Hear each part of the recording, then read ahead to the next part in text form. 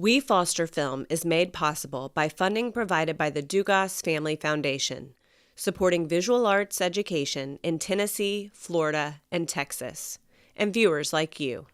Thank you. Quentin Tarantino famously said, when people ask me if I went to film school, I tell them I went to go see films and then I made a film. That was my film school. We'll be watching 5 short films tonight that were made in very much the same let's go spirit. And then we'll be talking about them, all in the hopes that you will go out and do the same. Write a script, grab a camera, grab a friend, and make your movie. And if we can do it, so can you. Now, these aren't just ultra low budget, micro budget, low budget films. These are no budget films. Now let me explain. We're here as part of We Foster Film. That's an initiative of NECAT Network to educate the Nashville community about the art of filmmaking. We're going to watch 5 films. Wake Up, When You Say It, Don't Really Matter, Falling Down the Mountain, and Every Whisper. These are 5 films in what's called the guerrilla filmmaking genre. Now what that means it's you, it's your friends, it's whatever equipment you can borrow, it's the wardrobe that's in your closet, it's the locations you can get people to let you use. This is people coming together because they love film, having fun making film, and learning how to make those films. Now my name's Mark Brown. I'm a local screenwriter and producer and sometimes actor. Now in 2021, I formed Electric Sheep Productions, a film and television production company. And I know you're thinking, wow, that sounds really hard. No, it ain't. All you got to do is go online to the Tennessee Secretary of State's website, fill out the incorporation paperwork, pay your annual fee, turn in that form, and you are, bam, officially a production company. Then you need to get out and network your ass off, because that's how you find cast and crew. Now, we all met at the Nashville Acting Studio. We all needed films for our reels for acting, and we love making films, so we got together and did that.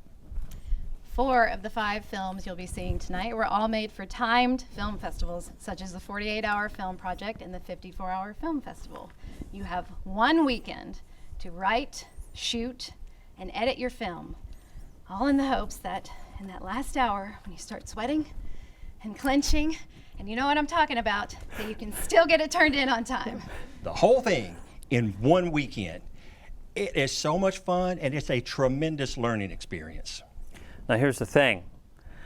You can't pay anyone to do these contests, so everyone is donating their time, their efforts, their talent, their resources, all to make this film, because we love making movies. Now, one last piece of advice we're going to give you before we crank up these flicks. If you want to make film and television, watch film and television. Watch the good stuff. Watch the bad stuff. We learn from all of it. The more you watch, the more you're going to soak in. And as Tarantino said, if you love films, you can't help but make a good film. And a lot of people here tonight were involved in the making of these films. Thank you all for working with me, and I love every last one of you. Just one question though. Why do we do it? Because we love films. And movies. Well, without further ado, let's all have a seat and watch those 5 Electric Sheep production films.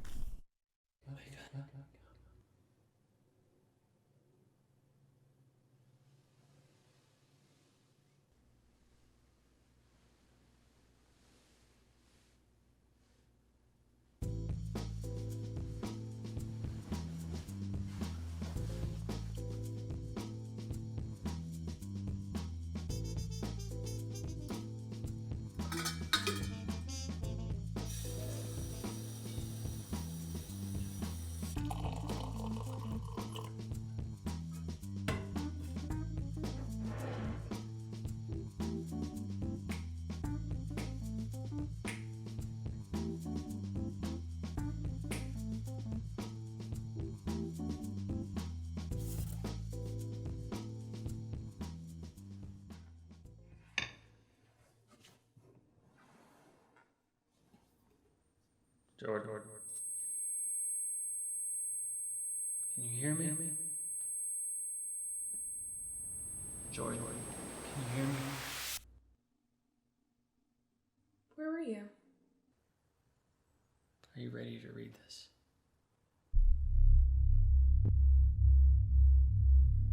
You know you need to.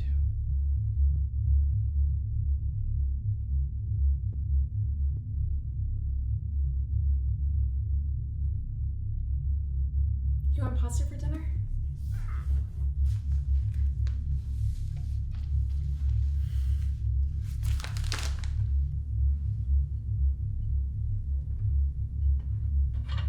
Are you ready to come home? I am home. You need to wake up!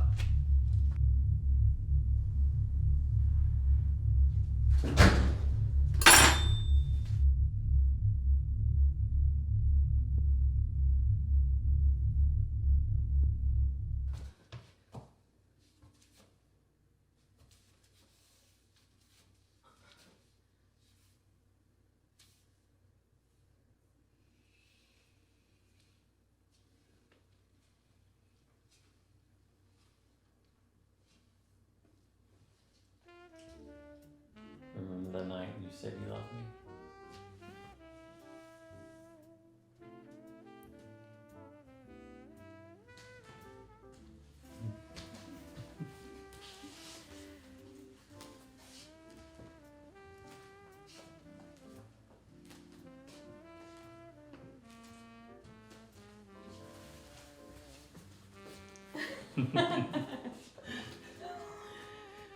We can get this all back.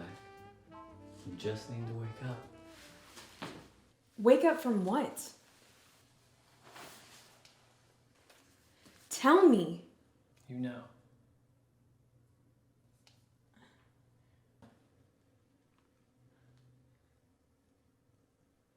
That night at Moonlight Parlor?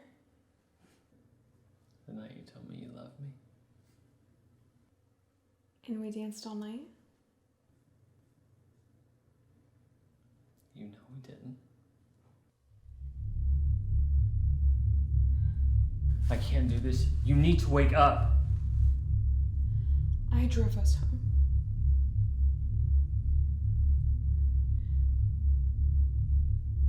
We didn't make it.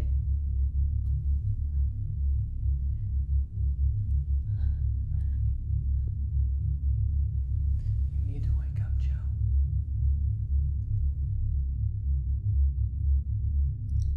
I love you.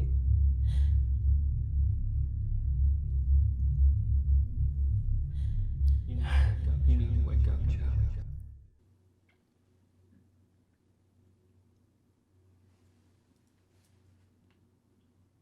Have you made your decision yet?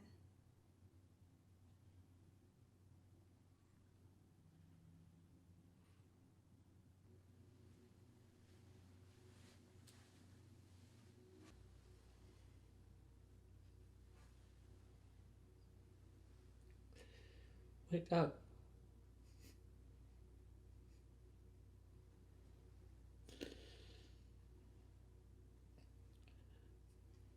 Wake up.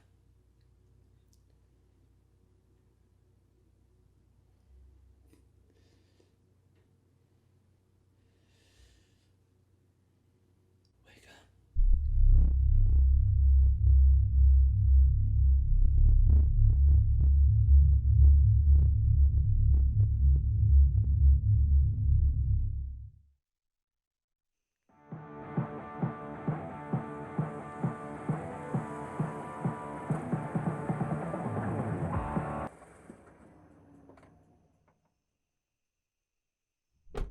Keep it close, all right?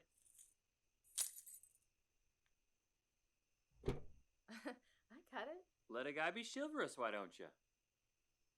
Oh, trying on the romantic hero persona now. I can be romantic. Well, that has never been your problem. Thank you for this. Well, if you're ever going to get tenure, you have to play the game. I know you hate it, but this little shindig is important to Dean. No, I mean this. Us. Kieran. Thank you for giving us another chance. Whoa. Slow down, cowboy. I haven't said that we're trying again. But you haven't said we're not, A day at a time. which is more than I deserve. That's all you're going to get. And you're a big person for giving me that much, and I mean that. I'm serious, Kieran. I'm not playing our games anymore.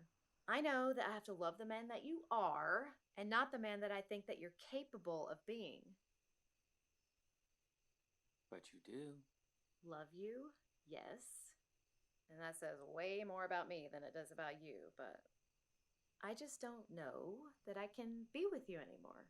You've been saying that for 14 years. I'm not the same woman I was 14 years ago. I've grown. I haven't? That question is rhetorical, isn't it? Ouch. Look, I'm not blaming. God knows there's plenty of blame for me, too. I accept who you are now, Kieran. And I accept that I love that self-centered, toxic man-child. Showering me with compliments works every time. I also accept that you may not be able to give me what I want. That you probably can't give me what I want. And if that's the case, then it's time for me to move on. I mean, we're not kids anymore, Karen. It is way past time for us to decide whether we're really doing this or not. It'll be different this time, okay? Promise. I love you, Claire. I know you mean it when you say it. What? Let's see if we can get through tonight. Okay.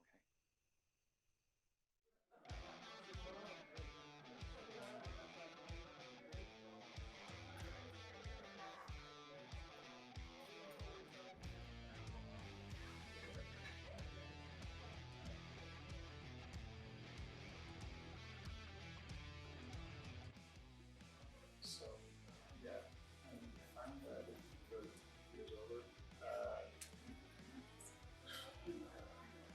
Sabbaticals.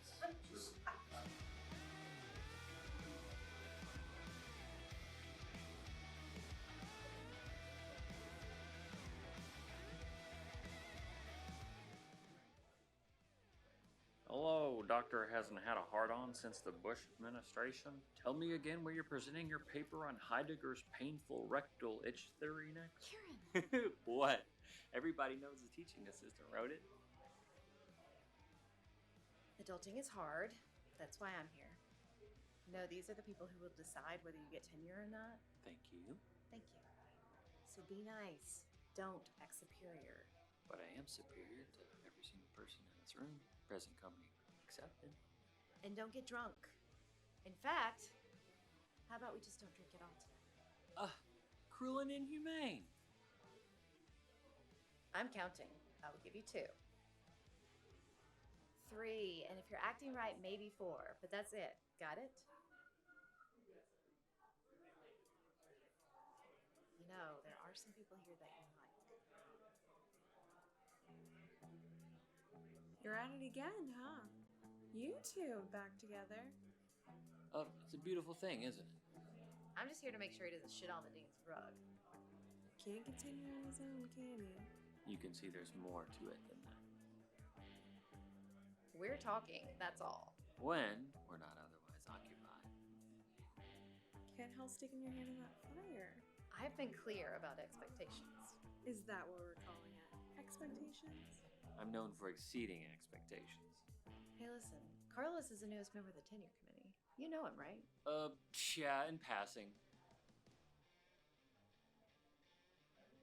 Claire, I read your paper on how to grow the economy using green energy sources. It's brilliant. Thank you. How's evolutionary biology? Progressing very slowly. Dr. Reyes? Dr. Holster? Dr. Halster's some stuffy fucker. It's Kieran, please. This is my sister Maria. Younger sister, And what do you do, Maria? a nurse, San Diego. Oh, what brings you to Nashville? Took some time off to see my big brother. No attachments in California, so. Really? He's as predictable as the sun rising in the east, isn't he? I don't take it personally anymore. It's in his DNA. That's what separates us from the lower animals. We can rise above our program. Tell that to our pretty primate over here. These ladies think I'm incapable of love in anything except a physical sense. Imagine that. And self-love. That's not entirely accurate. You can love very deeply. I know that. Being loved by you is like drinking from a fire hydrant. It is overwhelming and unfocused. It goes everywhere. You know, Don't be juvenile. I'm a contemporary Whitman. I'm vast. I contain multitudes. Why should we limit the human heart? We're all capable of loving who knows how many people. one love doesn't diminish another in any way. They're all just different. Different people, different circumstances, different worlds. There's the male point of view. Not strictly male. So, which of these exquisite creatures are you with, Kieran? I am a chaperone. And are you two, Not today. We have been, on and off for 14 years. It's, complicated. You know, when I first came to the university, I thought that you and him were, Oh, we were. That was during one of our many breaks. It was very passionate, torrid, really. We weren't serious. Just single and horny. It got ugly. She was obsessed, restraining orders, the whole 9 yards. If only he were half as funny as he thinks he is. He seems to be quite the handful. You know, many women have said that. If you only knew. I just want to thank you again for everything last semester, Dr. Halster.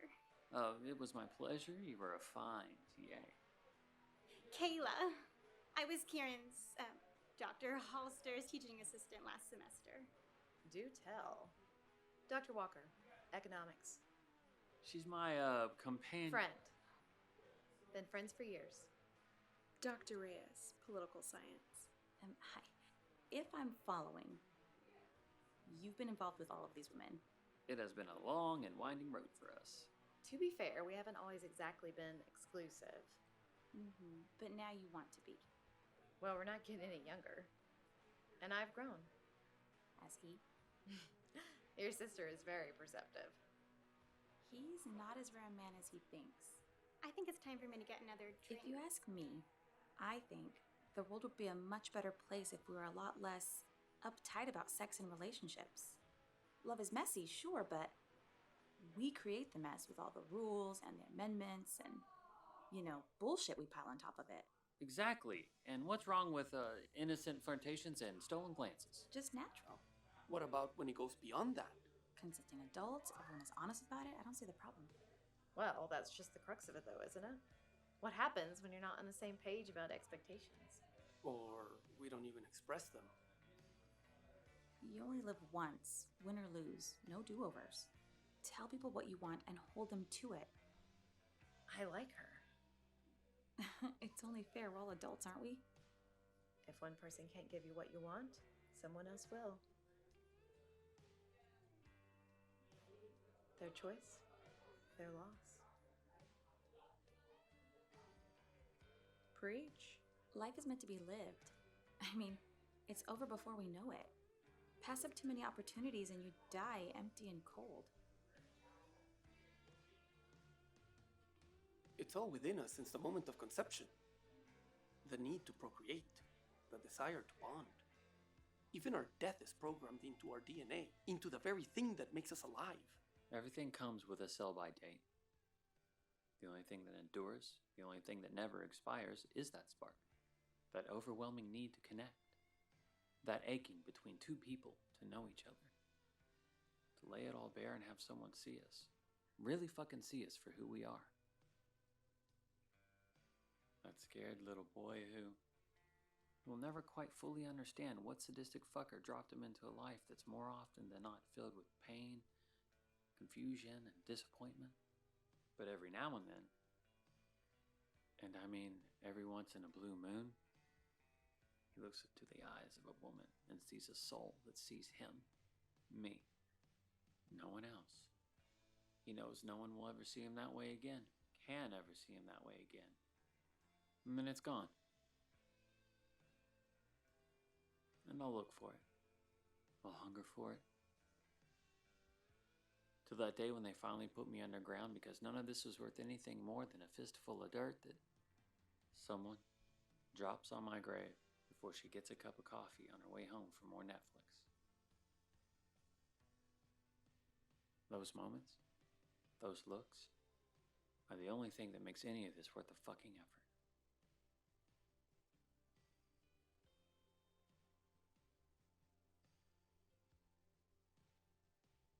He's quite a show, isn't he? But is it worth the price of admission? Why don't we go get that drink?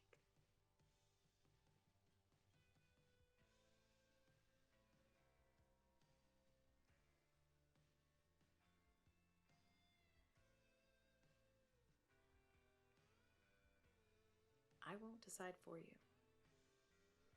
I'll do as I'm told, I promise.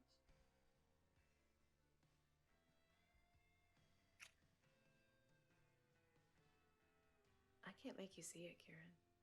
God knows I've tried.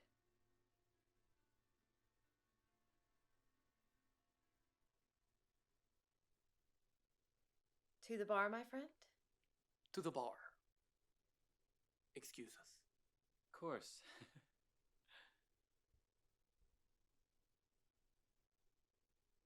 So?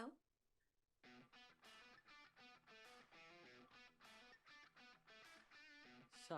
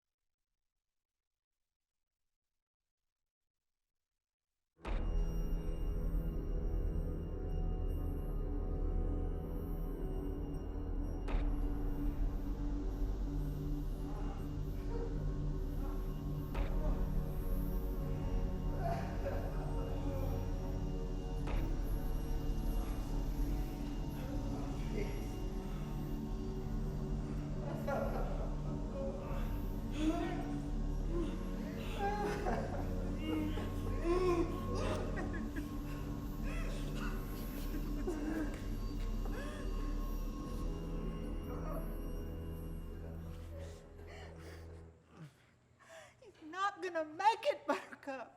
We gotta get a doctor fast.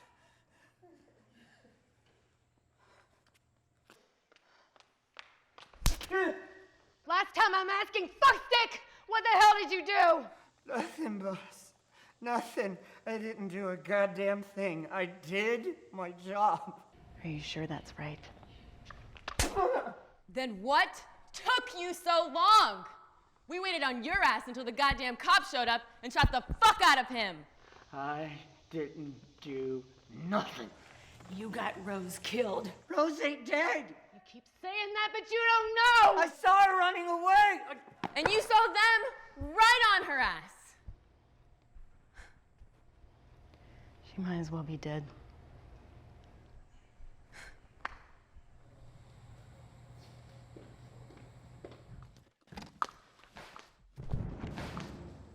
What the fuck, Rose? We almost shot you.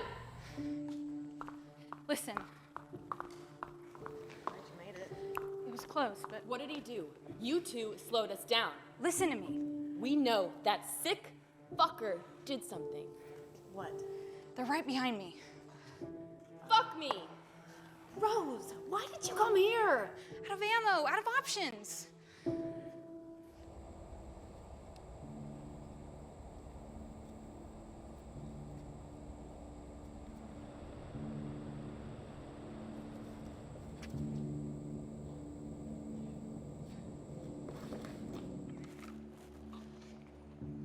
Thanks a lot, dumbass. Looks like a gardening club in here. Who wants to be cuffed first? Do the math, Lily. It ain't going down like that. Still using your flower code names? It's Clara, you know it. Yeah, Dr. Clara Faust. Who gets a fucking PhD in criminal science? After all this time, you still can't be a sportsman and admit defeat? You know I'd never corner you without cover. Calvary will be here any minute. Just enough time to shoot your ass. But you won't. We've been together too long. The only reason we're here is that these two are fucking morons. A lucky break, no doubt, but we'd have gotten you anyways. We always do. You've been after us for 5 years. Closer to 6. Will you get a doctor if we give up? I'll call it in. As soon as your guns hit the ground.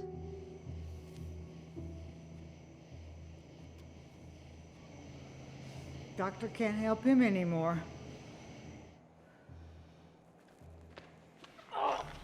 with it. What were you doing? I told you I didn't do nothing. Rose, you better spit this shit out because I'm about to shoot this motherfucker in the throat. Girl! The young teller. We took her into the manager's office with us. He fucked her up pretty bad. Really did a number on her. Jesus, why the fuck would he do that? He thought she was holding out. That there was more shit we could take. You were just supposed to get the passcodes. He said you missed it. He wanted a bigger haul. Jesus Christ. Orchid is dead because he wouldn't listen. He just went off, like he does. Hold it, ladies. It's an additional charge we'll lay on him. I'm taking you all in. We'll handle it. Just like the law always does. Yeah, right. Last time I say it. Lay down your weapons and surrender. Ugh. She's just some bitch clerk. She don't really matter. Fuck you.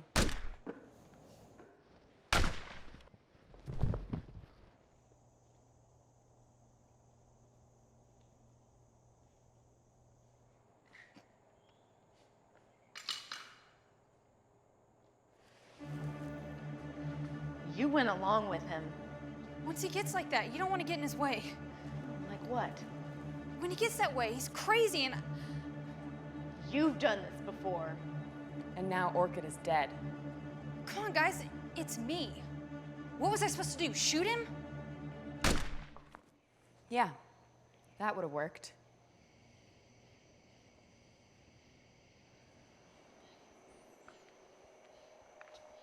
We got a problem here? Not in the slightest. Do we got a problem here? Depends. How much of that is mine? His cut. We got no problem then. Fucking men. We gotta roll, ladies!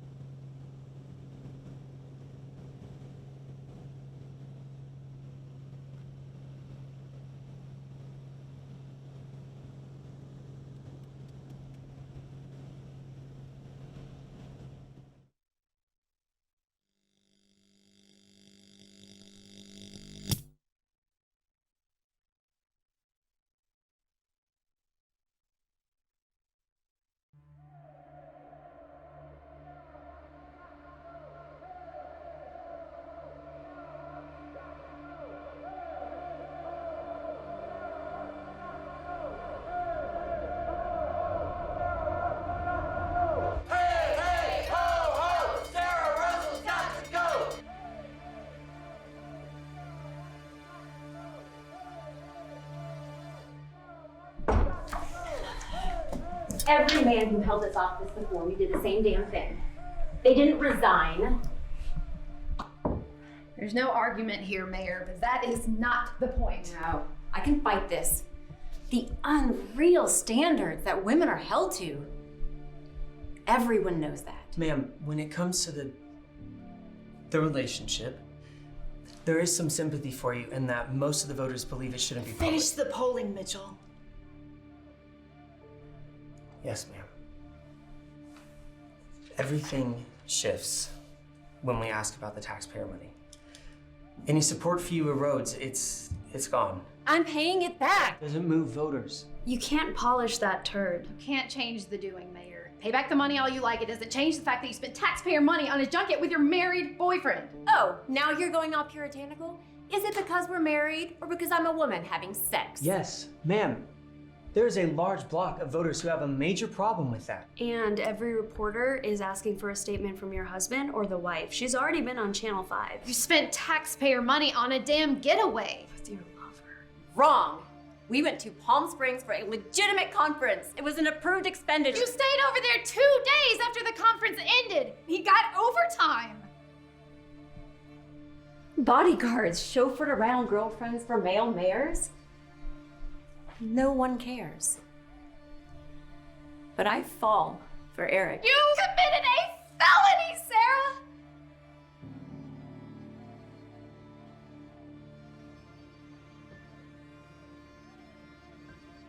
Is that how you treat us? Because I can't trust you anymore.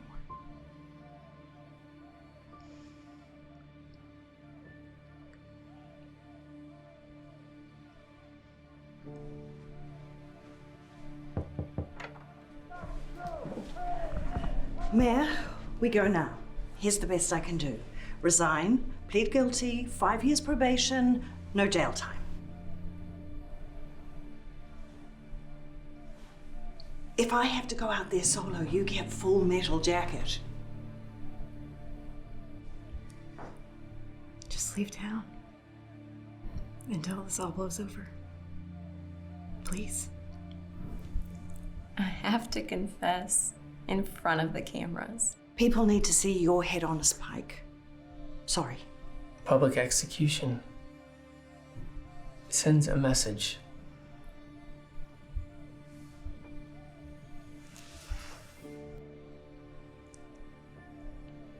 I will not walk.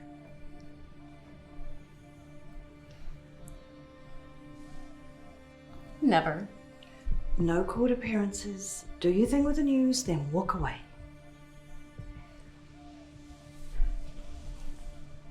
And no interviews. Now you're silencing me too? Ma'am, there will be a time. Just not right now.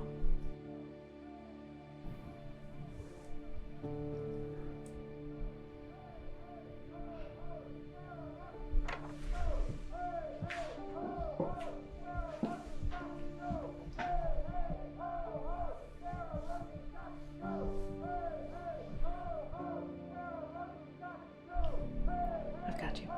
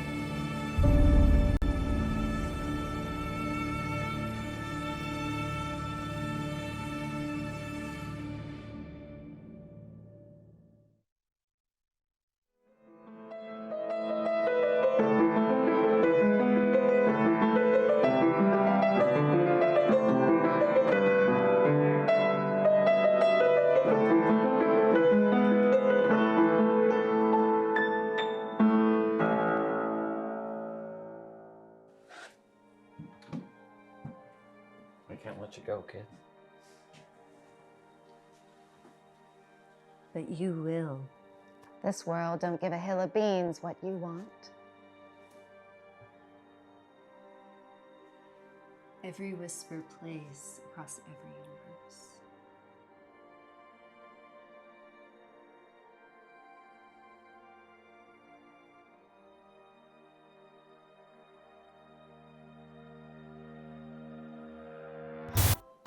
Hi. Are you tired of everything happening all at once? We never broke it off in some worlds. But in others, there was me. You're part of my life now. Part of me. I could never forget you. You got over me before we actually ended it. No, this is our world. When we go, this goes with us. And every other world goes with every other us. We can't stay together. In some worlds, we're all together. At the same time. Probably French New Wave. The quantum realm of the human heart. Anything's crazier than quantum physics. It's love.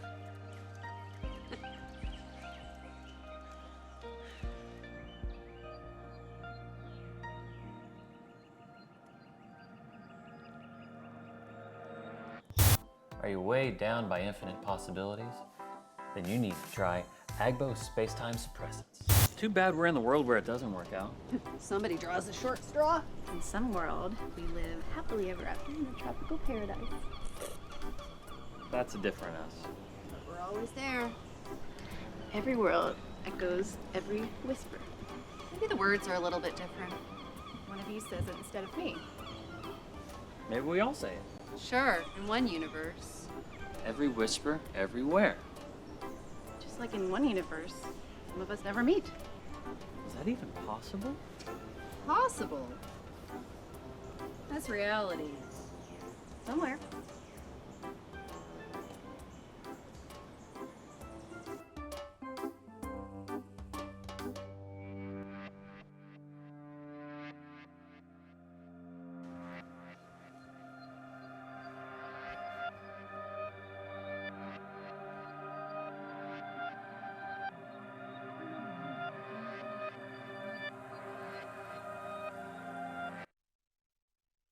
Side effects may include deja vu, quantum entanglement, spontaneous combustion, Mandela effect, also diarrhea, and then something that scientists still haven't got a name for yet.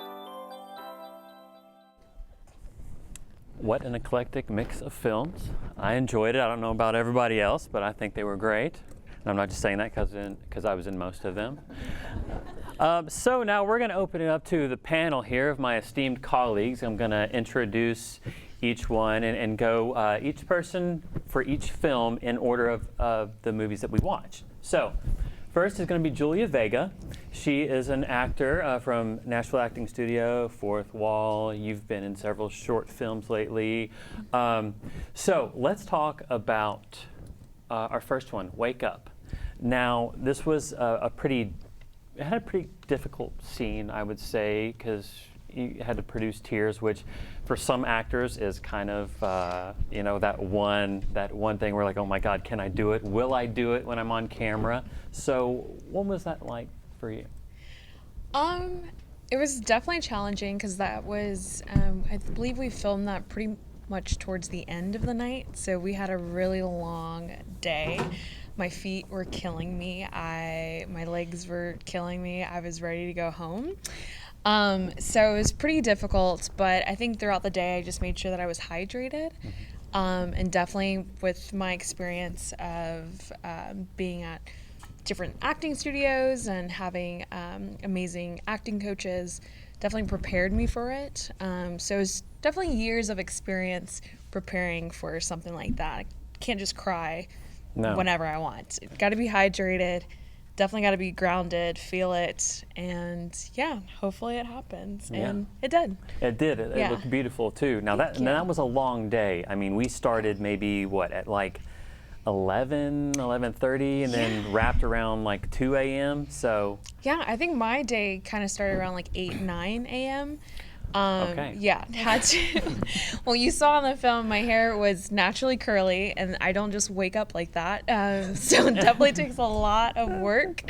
But yeah, we had to wardrobe shop and had to figure out like our outfits. So I don't know if anyone really noticed, but my character, my outfit changes each time that you see me.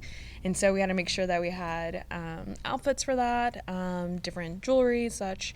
So there's a lot of prep work that came in the morning. But yeah, I think we started shooting around like 1 p.m., 2 p.m. Mm-hmm. And I remember being home, ran a bath at like 1:30 a.m. So I had to soak before I could actually go to bed. Yeah, I kind of had to wind down because the whole process itself is like kind of go, go, go. I mean, even though you're sitting and waiting sometimes in between shots or whatever, you know, people are setting up, or you're still kind of on edge because you know you have to perform, and especially because you had to do that kind of very serious crying scene or whatever. So you have adrenaline going, so much going on. Your mind's racing, thinking about everything that happened that day. So it was a long day, but it was amazing. When you love acting like we do, it never really feels like work. You're just having a blast. So right, yeah. Especially with these film contests, and you know, you're not paying anyone, everyone's volunteering. It's kind of par for the course to have like a 10-hour, 12-hour, 14-hour day. So you know, we struggle through it. That's again, you have to have that love of making films, or else you're not going to make it through that experience. So, was there anything else you wanted to add about making that film or the process? Anything? We had an amazing crew. I loved it. Loved everyone that I worked with. I love the story. But yeah, it was amazing, and I'm excited for the next project. Well, you looked great on film. Thank you. So our next person on the panel is Caroline LeCourriere. Now, she is the owner of Nashville Acting Studio. She's responsible for teaching us and making us into a better actor. She has this great ability of kind of seeing this natural talent, this instinct inside of an actor, and kind of helping that flourish in the actor. The reason why we have you on the panel, not just because you've shown us all so much, but we did for the second film, When You Say It, Laura and I actually did one of the scenes in your class, and so you kind of coached us through that. Do you want to kind of add to that, or kind of want to elaborate? I mean, is it it's not the first time that someone has done a scene from their own production in your class and kind of workshopped it, have they? That's a good question. I'm always open to student-written scenes, but most students don't do that. I mean, at least bring them in. So this may have been at least only one of a handful that we've worked on, but I think it's, to me, that's sort of the lifeblood of actors, is being able to get on set. You can be in class and you can be working at getting better and becoming a better actor, but if you're not combining that experience with on-set experience, you're only getting a part of the education. And actors can't control what they book, right? I mean, that's the tragedy of the whole thing. You know, it's very difficult to book the kind of film and television jobs that, you know, we all watch, and so if you're not willing to write like what Mark does, or Whitney, or be on a set with them, you know, for no pay for the experience, then you're not getting the full experience that you could be getting. So I think I'm always happy to work with actors on stuff like that, because I think it's a really great way to get on set and get that kind of training. Yeah, I think something that you add, you know, kind of with your acting program, is that you encourage us to not just, you know, get an agent if you don't have an agent, and do every audition to the best of your ability, but you encourage us to get out there and network. You know, read all the material you can, make all the projects that you can, and just get behind the camera and do your craft. And I think that's something that when I know for me, when I first started taking your class, I was reluctant to do that. And I slowly started doing it, and I really watched myself grow when I started doing all those other things instead of just taking the acting classes and just waiting for auditions to come around. And I've seen that with a lot of my fellow actors too. They go from just acting in projects to writing them, producing them, and they have grown so much because of it. So, you know, really great advice, of course. It's a special kind of growth that can happen on an actual set that's separate entirely from how you can grow in an acting studio or at your home in a self-tape or in a casting office. And there's nothing that really compares to that. So, I mean, I think I'm just so happy to be here and so happy to see all of the films. I'm so proud of all of y'all for the work that you have done, and because none of this is easy. And also just hearing about what you can do here, to come here I mean, why everybody should be doing that. Right. Like anyone who's interested in filmmaking, this is a studio, and you can Absolutely. come and use the. I mean, it's. Absolutely, I yeah. think it's so great. Yeah, and I mean, there's been so many ideas that people have probably let kind of fall through the cracks because they didn't know that those resources were there. So we're glad that we have this studio here to do those projects. I know there's been a couple that have always been on the back burner for me, so there's no excuse. I need to get on it. Yeah. Caroline, thank you very much. Christian Juru. Yes. Great filmmaker, actor as well, met through the studio as well. We're going to talk about Don't Really Matter. Okay. Now that was our action flick here. That was as what I've noticed with watching these in chronological order is that I feel like they all kind of build. And Don't Really Matter was definitely one where we're like, okay, let's take it to the next level. And you were helming that because you directed it. Right. Pretty big cast, pretty big production, and it was in the middle of the summer. It was for the 48-hour film project. So do you mind kind of touch a little bit on all of those factors? No, yeah, it was definitely a fun experience. It was done for the 48-hour film fest, it's a film race, and everything has to be done within that 48 hours. So we have to allocate enough time for every stages of a production, to writing, to the actual production, to post-production with the editing, and also, I guess, composing the score for it. Like you said, it was a big cast, about 10 people, I think. And also the crew was also pretty big, maybe 10 people. So in all, we had at least 20 people, if not more. And as a director, that can kind of be daunting to kind of step into those shoes. But I knew a lot of the people working on the film, so that helped a lot. And even the people that I didn't know, I had previously met, and we had maybe talked through Zoom. But even just meeting in person on the day of, we kind of just had this chemistry, and everyone was able to participate to the project to make it what it was. It was a fun experience. It was my first time directing a 48-hour film festival, and it's definitely like an adrenaline rush, and I'm involved in pretty much all the stages of the project. But yeah, it was fun. It was. I would recommend it to anyone who is interested in like. And I guess you could act in it. You could help write, and just any part that you can help out. I think it'd be a great experience for anyone wanting to do that. Yeah. So I think that one in particular, we won the best makeup, special effects. Yeah. I believe she's I think in that the was on audience that tonight. one, right? Yeah. And then was it audience favorite maybe too, something like that?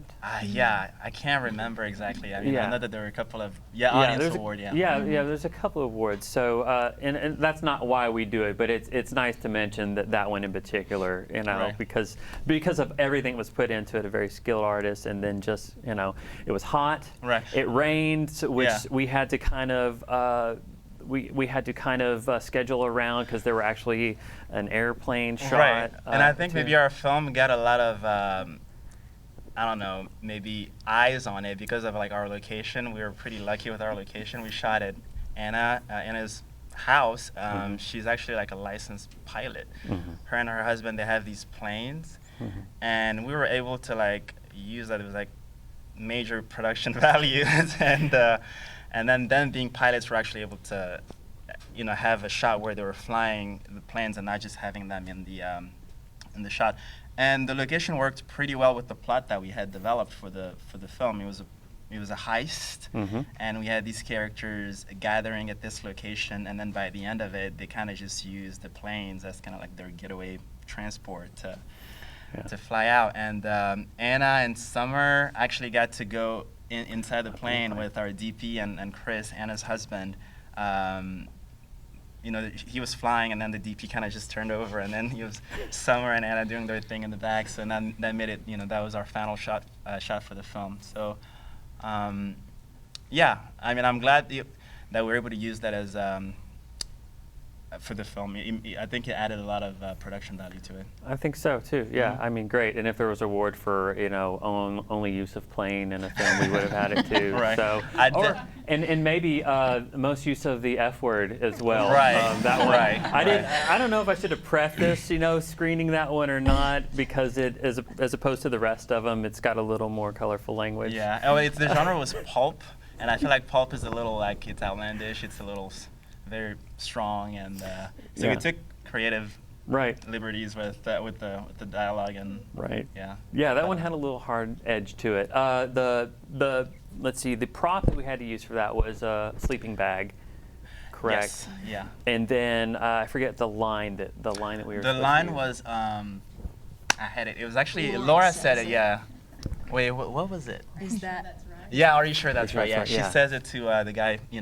That's right. And so in these film contests, they give you these prompts where you have to use a prop, you have to use a line of dialogue, and then you are given your genre a certain amount of time right before like the festival starts or the contest starts. So you're kind of thrown to the wolves in some ways, and you can only do so much pre-planning before it starts. And for this one, it was 48 hours to make a short film from start to finish, edit it, soundtrack everything. Sometimes the sound's off. Sometimes you're trying to download something, and I mean it's just there's so many things that could go wrong. So and I feel like the goal of it isn't really to make anything that's perfect. It's just to make content, and I guess and the more you make it, the more experience you get. And they're also meant to be fun, and they're also meant to be a collaborative effort. You get to meet other people that you never worked with before. So I'm really glad that they put those together. Yeah, absolutely. Great. It's a great thing to get a team together and to just really get your feet wet in the whole experience. And so trial by fire a lot of the ways. Right. All right. So our next panelist is Alex Bowling. Now she is a actor, filmmaker, director, does everything well.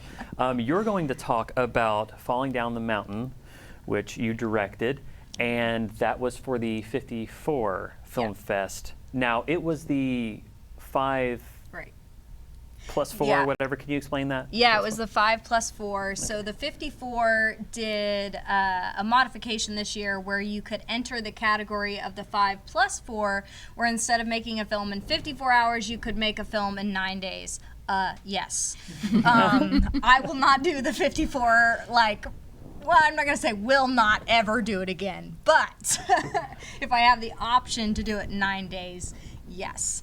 But we still pretty much shot it like a 54.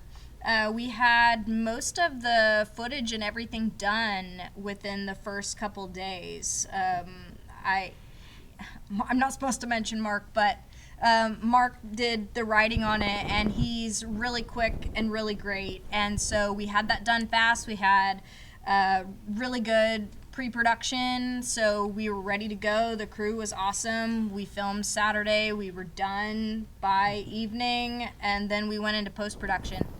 My editor was remote, so I wanted plenty of time for that. Sure. Now this one, maybe slightly different, maybe some obstacles, politically motivated, obviously, based off real-life events. Yeah. Did you find that to add any difficulty to the process? Were you constantly censoring yourself? Were you saying maybe we can't say this, can't say that? I mean, how did that affect your process? I didn't censor myself, but I would say, as a director, it's your job to kind of deliver the ship safely to the end. And so I think you're responsible for the crew, you're responsible for the cast, and when you take on a subject that's particularly sensitive, I think you have to make sure that you're not triggering anyone, that you're kind of just approaching everything with caution. So we did a couple scenes actually that were a closed set, where if you were not needed in the room to film that particular part of the scene, you were asked to leave, so that we could give the actors and the crew their time and their freedom to portray the emotion and the sensitivity of the moment. Okay, and so with that being the 5+4 though. Mm-hmm. You weren't under the gun so much, so not as much, no. The process, yeah. And I'm not saying that makes it any easier. It just, you know, it's just not the same or whatever. But right. I mean, it's still a pretty long day of shooting, though. I mean, because it was all done in one day, correct? The shooting was all done in one day. Okay. I will say I'm a bit difficult to work with as a director. Some people may not say that about me, but I ask a lot. Mhm. And that's because I have always been told you work for where you want to end up. Mhm. And if I want to be a SAG director, then I have to run my set like a SAG set. So even though it's a 5+4, we are breaking for lunch after 6 hours, and we are getting out of there in 8 to 10 hours. So when we step on set, it's go, go, go, go, go. What are you doing? What are you doing? What are you doing? So huge props to the crew and the cast who literally got the script the night before and were like, yes, let's make this happen. I know I'm difficult, but look at the product, guys. You guys are like all awesome. So seriously. Now that film itself for the 54, that it won a couple of awards at the 54, didn't it? I think so. I can't really remember the awards, but I do have to give a shout out to Laura. She was the runner-up supporting actress. Well deserved. I feel, I mean, just the relationship between the two leading women that you're seeing on screen there is just very emotional. And for people who don't have a lot of experience acting, I mean, you've got a room full of people and lights like staring at you, and you're expected to be raw and emotional and real in the moment. So it's a lot to carry, and they just are awesome and crushed it. So. Yeah, she's definitely great. You also acted in a film in the 54 in the same contest too, correct? Yes, I did. Okay.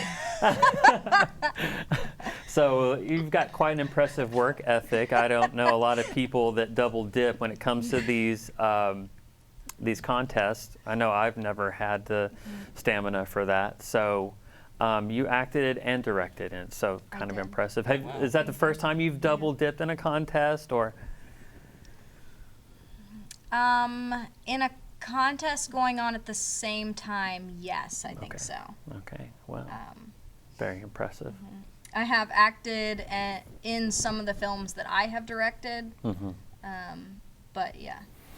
Yeah, do you find difficulty with that, or do you find it? Yes.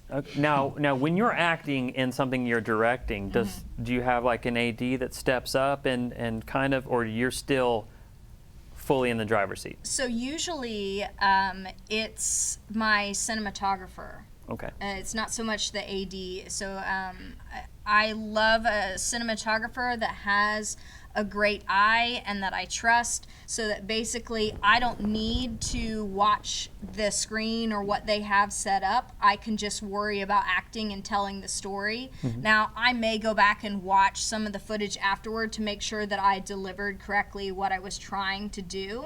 But yeah, it's a lot of that talking relationship with your lead cinematographer. Okay. And Yeah. I think that trust is important regardless of if you're acting or you're not acting in that film. You want that relationship to be strong. No, absolutely. I totally agree. I've tried to do where I act and direct the same film and try and DP. Like I've tried to wear too many hats at once, and it was a nightmare. So anyone that can kind of do those dual roles has my respect entirely, because it's not easy for certain. Well, thank you for that. So our last panel guest over here, Chris Marbibi.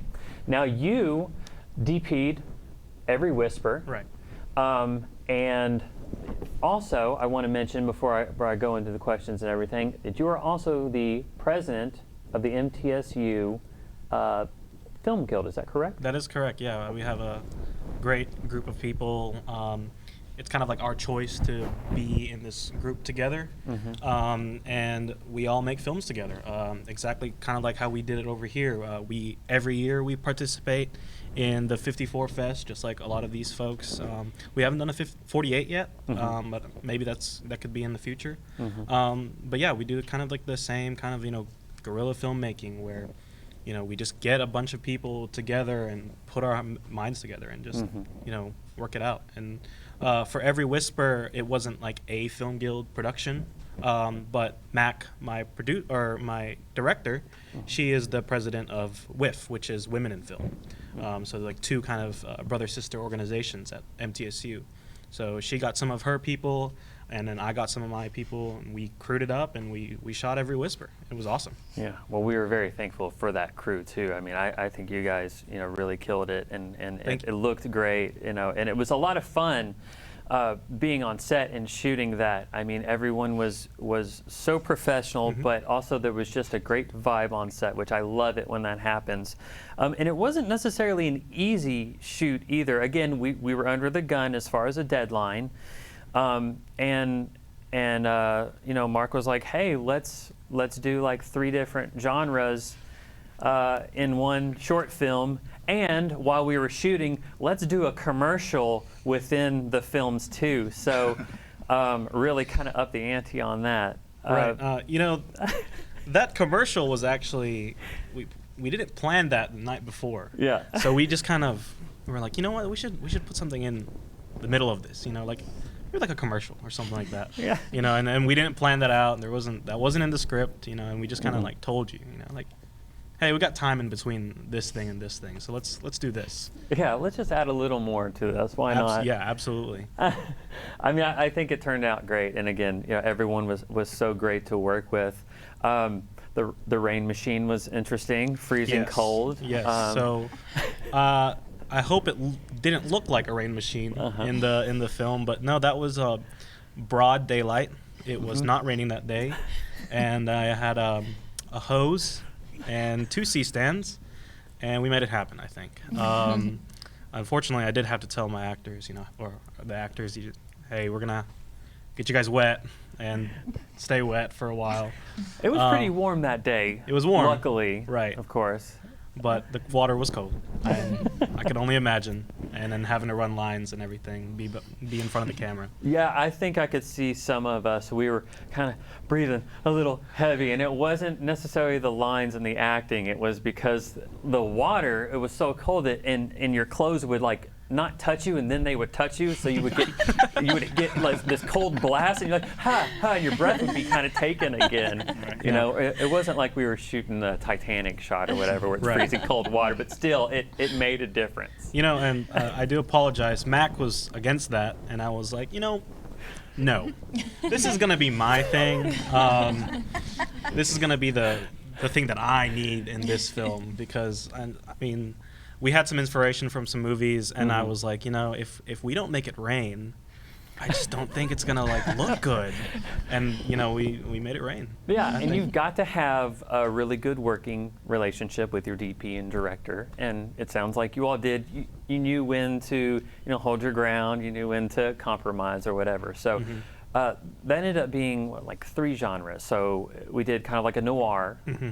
And then one was kind of like the romance. Yeah, the serious. Very serious, like The Notebook, kind of inspired. And then the third one was like Forgetting Sarah Marshall. I think kind of like a rom-com, something very light, Yeah, so that was something different. Of course, you've got a wardrobe for all of that. You want each scene to look different because it's a different genre, and different genres have different ways of shooting with lighting, angles, and whatnot. So that was kind of really going for with that too. And I mean, again, I think it turned out really well. And even commercials have a different lighting too, which we set up for on the fly. So that was impressive that we kind of all fit that in together. Yeah. So with all of those. I really couldn't have done it without the lighting that we had. I think when I was going through it and I was thinking, well, what really separates these 3 genres? And I think 1, obviously acting, and 2, it's just the lighting of it all. Which as a DP, I love picture and everything, but if you don't have good lighting, I don't think it becomes a good picture. So when we were going through it, and I was going through it with my gaffer, you know, we once again, like you said, like bouncing ideas, push and pull of everything. So and the same with Mac, our director. You know, there was a lot of push and pull, and we finally got to this idea of what we wanted. And you know, I couldn't have done it by myself, and I'm so glad that we had this great team of you know, I've worked with a lot of these people before, but I've never worked with Mac, our director. But somehow we got into the groove of it. We clicked and everything. And for each of those scenes, we really had to get it right, like the first couple times, because you're right. There was 3 genres. That means 3 or 4 wardrobe changes, and I think we ended up just having like a 10-hour day too. Yeah, I was really kind of surprised the window of time that we were able to do that all in, because yeah, like I had mentioned before, par for the course is sometimes like a 12-hour, 14-hour day. Now that's kind of filming too, but again, there's also the setup and the breakdown too, which always adds time, and you know, that's getting that gear in and out of there, because most of the time it's a place where you're shooting and then you have to leave afterwards too. Right. It's not like, oh, we'll just leave this here until tomorrow. I mean, it is like a start. It's kind of like when a band's on the road and they got to set up a show, then they take it all down at the end of the night. I mean, it's the same thing. It's a lot of work, and I mean, you know, unless you have the love for it, it's too much work for some people. Yeah, I definitely have a love for it. I've done, you know, these time festivals. I guess I've done 354s, and that was my first 48. So I've gotten into this groove of how we should do things, you know, get in there early and like really pumping out, and like having that crew that you can really trust, and just kind of have your back, you know. It's a lot of vulnerability. I think you have to be vulnerable at times, and be strong at other times too. So yeah. Absolutely, yeah. Good, solid team. I mean, really was impressed. And the more I work with people, and the more I kind of branch out other teams, it's funny how I see each team kind of has their way of working together on a set. And you just kind of find that energy, that vibe, what works. And then, you know, you're all there working towards a common goal. So really happy with that one. So you said, how many contests now? Of the timed ones you've done, was that 4? I guess in total 4, yes. Okay. So, Alex, how many have you done, the timed contest? I think I'm at like 10. 10, okay, so seasoned veteran there, for sure. Christian? I counted it, but I can't. I've done maybe 3. 3. Or 4. I guess if you count the Agbo from last year, I've done 4. Okay, the Agbo. Yeah, that's right, because you worked on that one with us. Yeah. Julia? Helene? 1. Just the one Agbo. Just the one. Yeah. Okay. So an Agbo, by the way, is a film contest that the Russo brothers actually judge, and so Wake Up was the first one that we did last year, and then Every Whisper was the Agbo one that we did this year. We didn't win anything in those, unfortunately, but the Russo brothers saw us, and that's what really matters. Right. They're going to be casting all of us for crew and you know, in the next Marvel feature. I'm fairly certain. You guys haven't gotten your call yet? I haven't yet, but I mean, I turned my phone on silent when we started shooting today, so you know, fingers crossed when I check it, you know, for sure. Yeah, so the film contests, again, are a way to, you know, trial by fire, and I absolutely love it. It's a way to really get in and, you know, make your films and pull a team together. Mark has been so great about basically being a connector for not just a connector. I mean, he's been the glue for these 5 productions, because without him, they wouldn't have happened. And, you know, it's hard to imagine how many people that he's pulled together for just these 5 films alone, because each one has had a different, has had people added, some people stay, whatever. But I mean, it's really been a unifying thing, and that's another thing that film does too, is that it's something that pulls people together. And now we're here tonight watching all these films too, and I'm sure in the future we will be getting together and making more films. And it's a beautiful thing, and Mark, you're awesome. You should have been on the panel, but that's okay. Thank you for your Electric Sheep Productions. With the contest, I do want to say there's usually one thing that kind of springs up with a production, and so I just want to ask, like, each one of you that's been in a contest, what was the most difficult thing about it? And you can't say the time, the deadline. I guess I'm going first. Julia, I'm going to go with you first, yeah. Gosh, most difficult? It's really hard to say. Getting your hair done in time. I know. The hair situation for all my curly queens and kings and everyone in between out there, it's definitely hard to keep your hair looking good when it's with curls. That was a bit challenging. Also with the wardrobe change. Fun fact, I sweat a lot. So like I think it was on set we invented my sweat rags that I had constantly right here. And then whenever Whitney, Laura were like, all right, we're ready. And I'm like, all right, cool. And I would just hurry up and rip them out. And then I'm like, all right, say my lines, do whatever. And then when they're like, all right, cut, put them back in so I didn't mess up the shirt or the dress or whatever. That was a bit challenging. And then I think also my first time was working with blood, like fake blood. So we had to get that shot perfect because we had to like drip it on my head and like get the right amount so that it would slowly drip for the scene. And I think we only did it maybe like 2 or 3 times. So I had the tears and then had that fake blood. And then at the very end, before it cuts out for me, I think I was about to say like, I cussed because my eyes started like burning. Oh yeah. And so like you see a glimpse of it in the film where I'm like, ah, and then we're cut to. So yeah, that was pretty challenging, but a lot of fun. Yeah, that's right.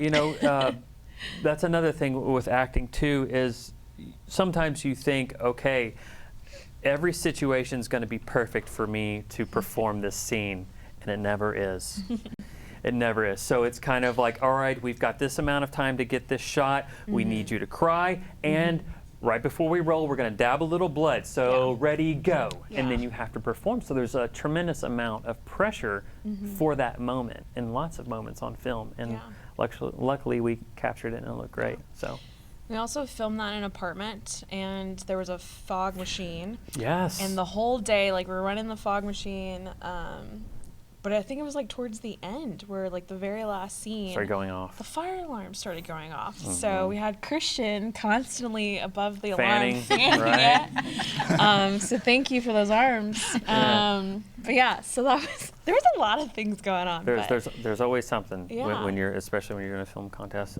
So Christian, hardest thing about doing a film contest? Well, personally for me, it's not about time, but it's kind of adjacent to time. I think I'm more of a planner, and I'm more of a little bit of a perfectionist. So maybe just letting go of that sense of like everything has to be perfect, and because you don't know your genre, you don't know your theme, you don't know all of these elements until like right before it starts.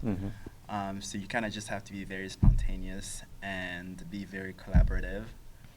I do like to, I take time in planning stuff, so I think that it was more of a challenge for me to kind of just throw myself out there and listen to people. Well, I do listen to people, but I think maybe just being more acceptive and having everyone's contribution to making the film. Okay.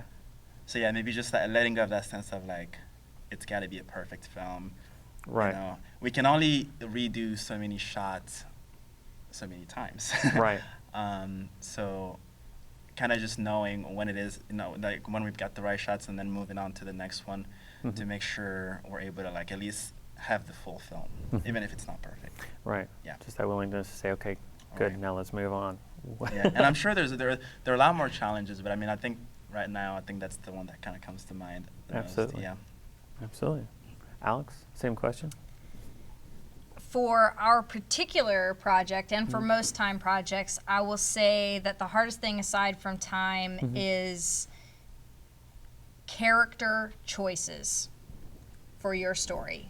You have not had time to think about the character, to think about who they are as a person, to think about how you would bring them to life, how they walk, talk, etc. It's kind of like I have had this character for maybe 24 hours if I'm lucky. So I think particularly for timed contests, it's really important for the director to know exactly what they're trying to get. So we did a little bit of a rehearsal before we even started actually shooting. And I mean, all of our actors were incredible, but it's so hard, and I commend them for just bringing the characters to life under such difficult situations because you don't get to second guess the choice that you're making. Right. So also shout out to improv. Yeah, because that's pretty much what it is. We're like, here, say this word and go do it. Right. And I'm not always the best on under the gun with lines too and memorizing. So I like to improv for that reason, and it's just enjoyable. So yeah, that helps immensely, I will say. And some of these film contests, it's all improv. I mean, there's nothing scripted. So you can imagine how that can be good, it can be bad. I like to encourage improv on my sets unless it's particularly important for the story. Sure. So obviously with the line of dialogue that they give us, we have to do that. But if you feel like it would be coming across better if said a different way, I mean, you the actor are taking ownership of the character, and I, the director, am just giving you the playground to make it happen. So yeah, very important. Now, Caroline, I want to ask you about this because she had mentioned the character, and of course I'm putting you on the spot here. But as an acting coach, when an actor has to kind of find that character within 24 hours, to come up with something, I mean, is there any advice you can offer in that? Is there anything when you're handed a script and they're like, okay, we're shooting in 6 hours or whatever. Is there anything you can offer from a coach standpoint? I think first of all, you have to remember that you're the best version of you there is. And so when you have such limited time to make character choices outside of yourself, I would just go inward for that. There's a lot of different strategies that are running through my head that the Stephen Tobolowsky, Dangerous Animals. No, that might not be the right title, but he says figure out the character's greatest hope and greatest fear in limited time, like at least, and I think the idea there is you do you and then make a couple of really strong choices and then just let the rest go because there's not time. And show up and be a full human.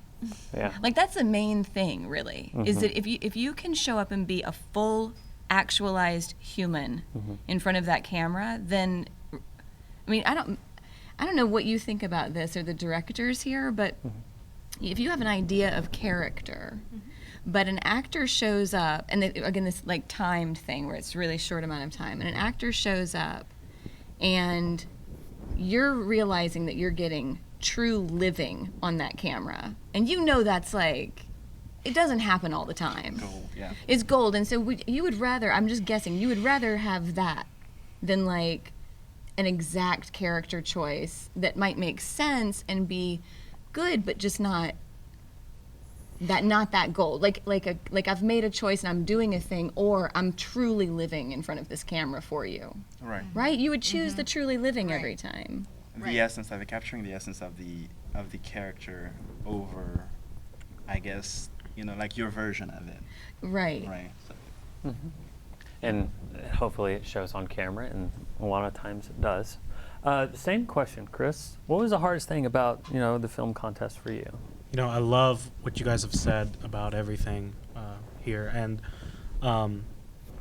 I think the saying goes, it's like, filmmaking is just 10% planning and 90%, fixing your planning and everything like that. So I think that's pretty difficult. And I'll say about the acting stuff when we were shooting Every Whisper. in between, our time when we, gripping camera, we would be setting up a shot. Mac would be directing, running through lines in another room, and having that comfort and vulnerability with the actors while they're not in front of the camera. And honestly, I wasn't seeing this happening because I was busy doing my own thing. But when they were in front of the camera, they already knew what they were doing, and we just shot, and then we were able to get it in a few takes and everything like that. So it just made it a very well-oiled machine when we did it like that. As part of like the hardest thing that happens in these like time festivals is that there's always something, I feel like, catastrophic that happens. And I don't know if you guys like knew this, the actors or even Mark, but we lost our audio for a whole scene, like a long scene. And we were trying to keep it hush hush, we were just... You know what, same thing happened during Don't Really Matter, and... Oh my goodness, what? Max was actually my AD, yeah, and she had chosen not to tell me. She was fixing it herself. So it was like she was talking to the sound guy, and they were taking a little bit of time, and she was like, no, we'll be there. So they were talking it out, figuring it out, and it wasn't until after the shoot that I figured out that they had some audio problems, but she had taken it on herself to fix it. So that was nice. Yeah, it's crazy because like we were keeping it hush hush, and I wasn't telling Mac. I wasn't. We eventually were like, don't tell the director. We have some issues, but I have a great editor. We had a great sound person. They fixed it. Right. Yeah. So we didn't have to tell anyone really, unless you heard. But those high stress situations, I think, if you can get over it, it's we just got to keep rolling, and remember, hey, we have a backup for this. We can ADR this scene, or we can recover the files somehow. But just needing to keep it going and going, because while that was all happening, we were shooting.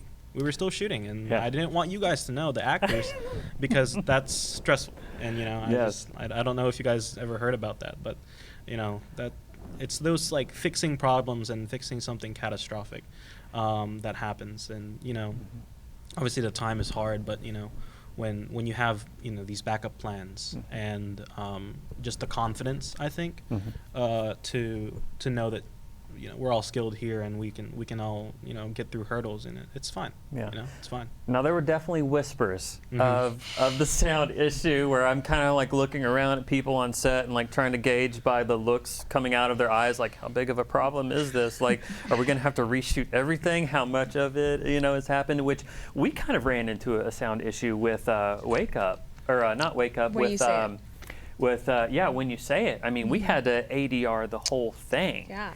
And of course, that's where my eyes were during the screening, was watching everybody's mouth and seeing how it lined up. So ADR is when you basically have to go in post-production and you have to match up dialogue in a sound booth with the screen so that everything lines up, which we did at Laura's house for that. It's never what you plan on doing. It's never really what you want to do. And it's not an easy process at all. No, I mean, none whatsoever. It was a lot harder than I thought it was going to be, but luckily for my lines, they were like pretty short. I think there was only one long line that Laura graciously let me break up so that I didn't have to get it all right. I could split in between, and then she kind of like morphed it together, and it looked and sounded great. But yeah, that was my first time ever doing something like that, so I learned a lot with that. But yeah, it was a lot of fun. Yeah, and you learned a lot about how we don't ever want to do that again either. No, it's so difficult. But now, since I've done it, I have such an acute ear and eye for it that when I'm watching like television or movies, I'm like, that was not done on set. That was done in a studio.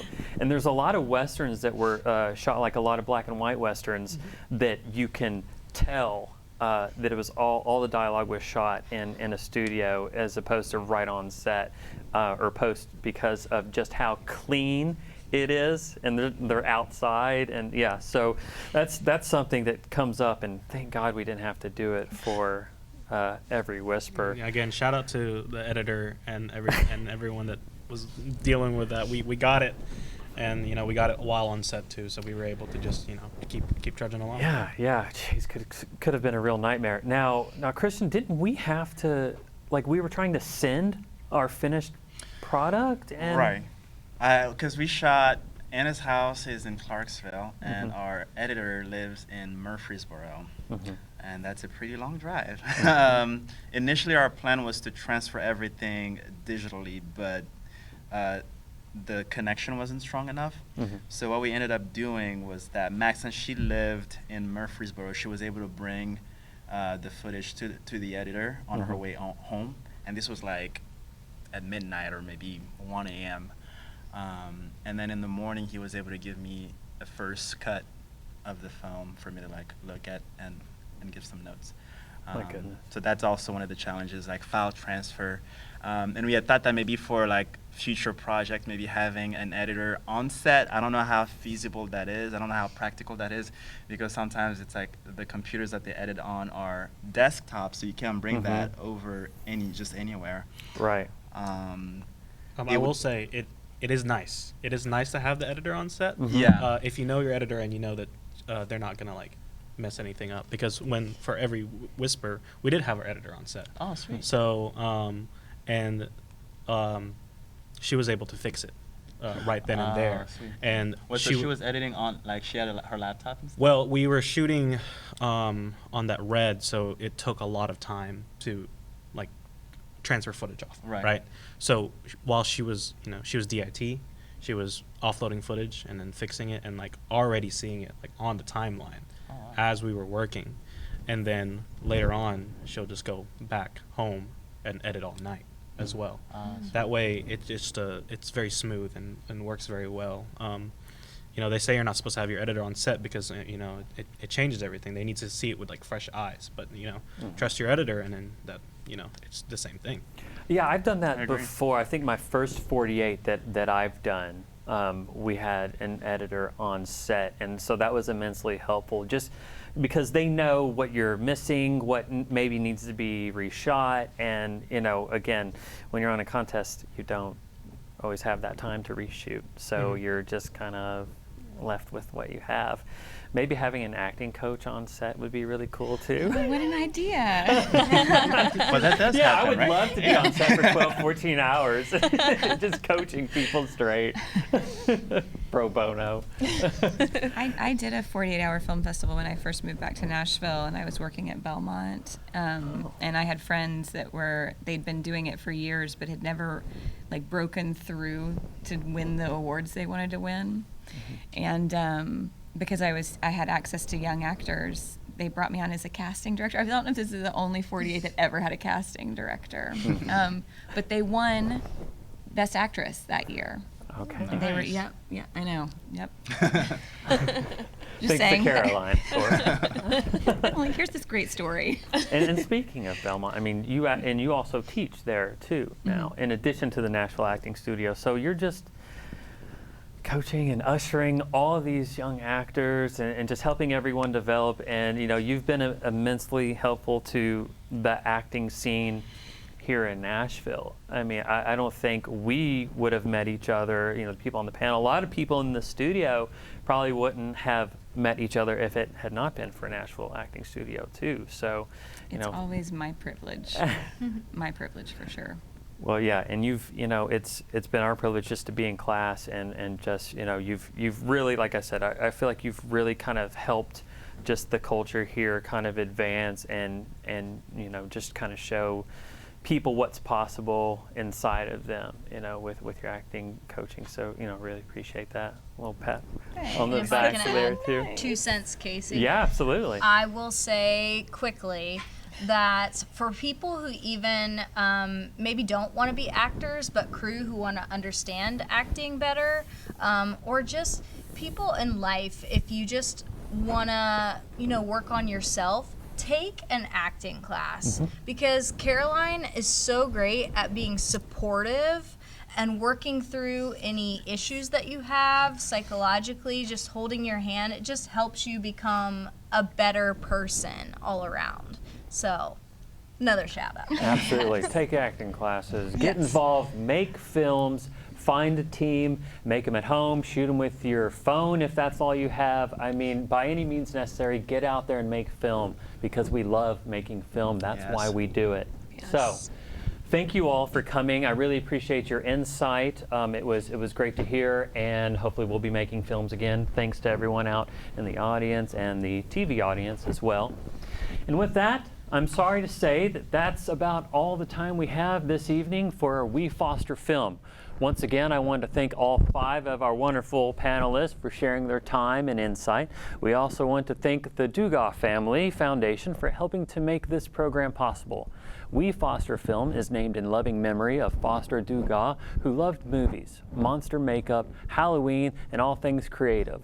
We are constantly thankful for the impact he has had with NECAT and his ongoing legacy of creative and technical educational programming.